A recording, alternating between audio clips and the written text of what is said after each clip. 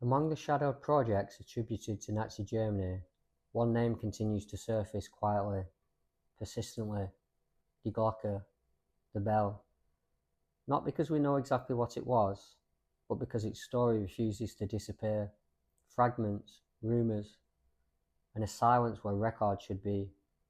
Unlike conventional weapons programs of the Third Reich, Die Glocke does not appear in captured Allied intelligence files or surviving technical archives.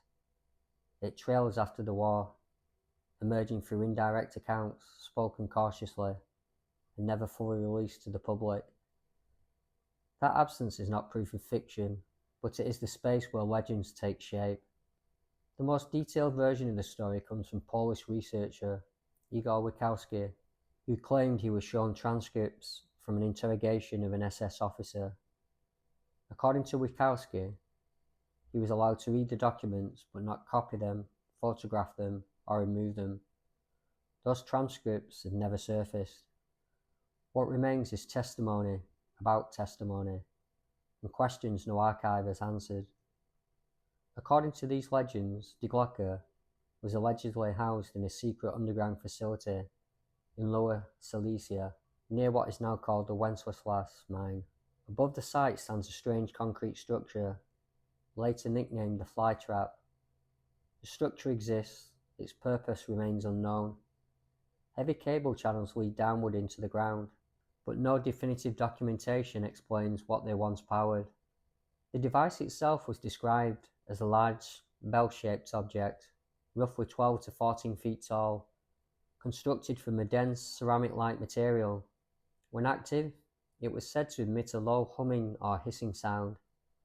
Inside, according to the story, were two rotating cylinders filled with a luminous, violet substance, often referred to as Xerum 525. No verified chemical record of such a substance exists, yet the description has endured. The alleged testimony is often attributed to SS General Jacob Sporenberg, an officer executed after the war. Here the record becomes uncertain. Sporenberg was not stationed in the area where Die Glocke was supposedly developed. No confirmed interrogation transcript referencing Die Glocke exists in known archives. This contradiction has led historians to question how the account was assembled, whether details were misunderstood, misattributed, or deliberately obscured.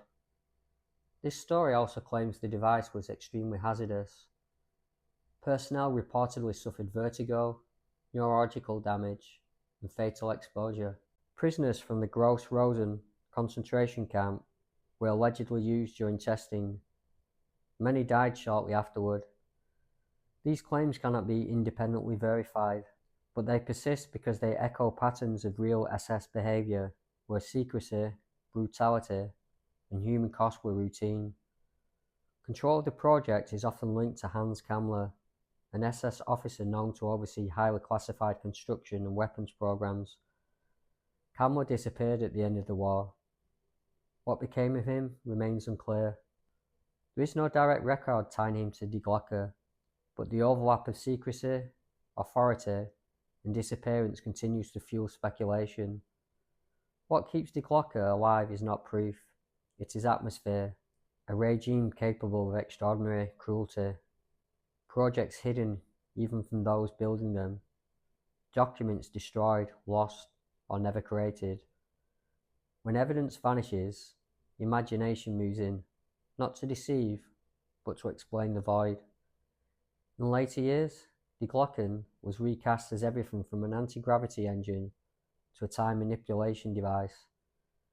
These interpretations were not part of the earliest accounts.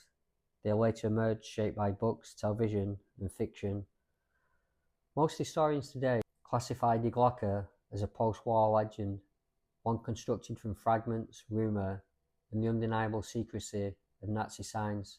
When a story survives without records, does that make it false, or simply unresolved? Die Glocke may never have existed as a machine, but the conditions that created its legend were real: unchecked power, hidden research, and a world where terrible things were done in silence. And sometimes the most revealing stories are not the ones we can prove, but the ones that expose how fear, secrecy, and imagination can merge and echo through history like a bell that never quite stops ringing.